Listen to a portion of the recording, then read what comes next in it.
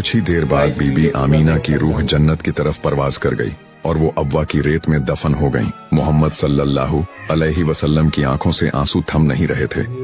काफिले ने मोहम्मद सल्लल्लाहु अलैहि वसल्लम को वापस मक्का लाकर आपके दादा हजरत अब्दुल मुत्तलिब के हवाले किया। जब हजरत अब्दुल मुत्तलिब ने सुना कि बहू आमिना भी दुनिया से चली गईं, तो उनकी आंखों से भी आंसू छलक पड़े। उन्होंने छोटे मोहम्मद सल्लल्लाहु अलैहि वसल्लम को अपनी गोद में भर लिया और कहा, बेटा, ये उस रब का इम्तिहान है, इससे कभी घबराना नहीं। आपके दादा जिंदा हैं और मुझे यकीन है आपका रब हर वक्त आपका सहारा है। इसके बाद हजरत अब्दुल मुत्तलिब ने मोहम्मद सल्लल्लाहु अलैहि वसल्लम को अपनी जान से ज्यादा चाहना शुरू कर दिया। काबा के पास अपने बिस्तर पर बिठाते, खिलाते पिलाते और कभी गोद में झुलाते।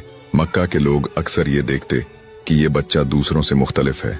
हुजूर पाक कभी झूठ नहीं बोलते, कभी शोर शराबे वाले खेल में हिस्सा नहीं लेते, हमेशा दूसरों की मदद करते, बूढ़ों का ख्याल करते और सच्चाई से बात करते।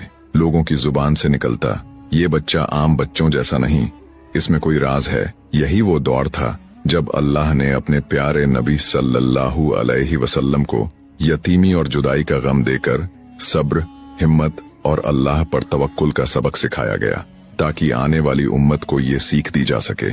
एक एक गम, एक एक आंसू उनकी जिंदगी को उस मिशन के लिए तैयार कर रहे थे जिसमें उन्हें सारी इंसानियत का रहबर बनना था।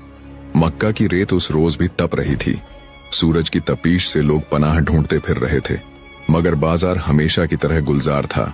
हर तरफ आवाजों का शोर, कोई ऊंटों का सौदा कर रहा था, कोई कपड़े बेच रहा था, कोई चिल्ला चिल्ला कर खजूरों की कीमत बता रहा था। बाजार के एक कोने में औरतें और मर्द झुंड बनाकर खड़े थे, उनके हाथों में चढ़ावे थे। कोई दूध का कटोरा पकड़े था, कोई गेहूं की बोरी, कोई ऊंट की बलि देने आया था। सबकी निगाहें काबे के चारों तरफ रखे बुतों की तरफ थीं।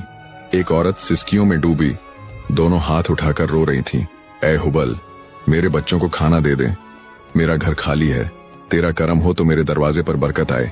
उसकी आवाज रुक रुक कर कांप रही थी, मगर सामने रखा हुआ पत्थर का बुत चुप था। उसकी आंखें तो खुद पत्थर की थीं, वो क्या देखता? उसके होंठ पत्थर के थे, वो क्या जवाब देता? एक नौजवान व्यापारी बुत के सामने झुक कर बोला, ऐ लात, मैं सफर तिजारत पर जा रहा हूँ, मेरे सफर की हिफाजत कर, मेरी दौलत सलामत रखना। उसके साथी भी सिर झुकाकर दुआ मांग रहे थे, लेकिन बुत फिर भी खामोश खड़े थे। न कोई हरकत, न कोई जवाब। उसी भीड़ में हमारे दिलों जान प्यारे नबी सल्लल्लाहु अलैहि वसल्लम मौजूद थे।